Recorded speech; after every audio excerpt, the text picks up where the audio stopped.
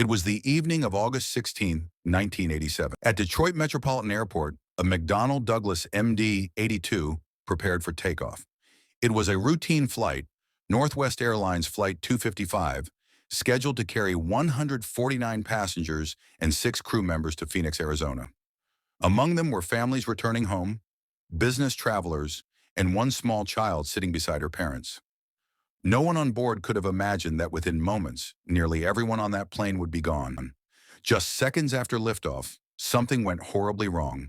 The aircraft struggled to gain altitude, clipped a light pole, and then slammed into an overpass before erupting into a fireball. Flames consumed nearly everything. The crash killed 154 people on board and 2 more on the ground. It was the second deadliest aviation disaster in U.S. history at the time. But then, rescuers, faux history at the time, on something they couldn't believe. Amid the wreckage and smoke, a child's whimper was heard. 4-year-old Cecilia Seacon was found still strapped into her seat, her tiny body severely burned, but alive. She had somehow survived a crash that obliterated nearly everything and everyone around her. Investigators were stunned. How had she lived through what others couldn't? Was it a miracle or a mystery science couldn't fully explain? The public was both heartbroken and captivated. Images of little Cecilia, bandaged from head to toe, became symbols of both tragedy and hope. The media called her the girl who lived, and her story spread worldwide. Yet her survival came with unimaginable loss.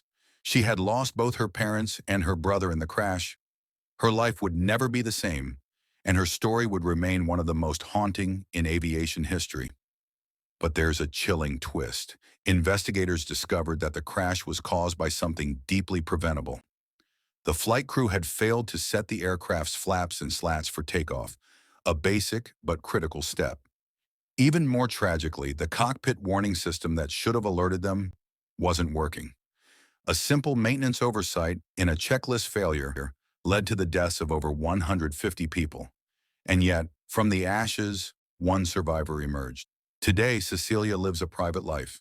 For years, she avoided the spotlight, choosing silence over reliving the trauma. But her survival isn't just a story of fate. It's a reminder of human fragility, of the systems we trust, and of how close we can come to the edge and still make it back. What would you do if you were the only one left?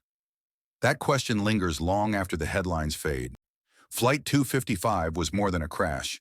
It was a wake-up call for aviation safety. Cecilia's survival still echoes through history, not just as a miracle, but as a legacy of lessons carved into the sky. If this story moved you, watch our next video, How One Crash Changed Aviation Forever. Available now on your screen. It's a deep dive into a tragedy that transformed air travel for millions. Don't forget to subscribe for more real-life stories that change the skies forever.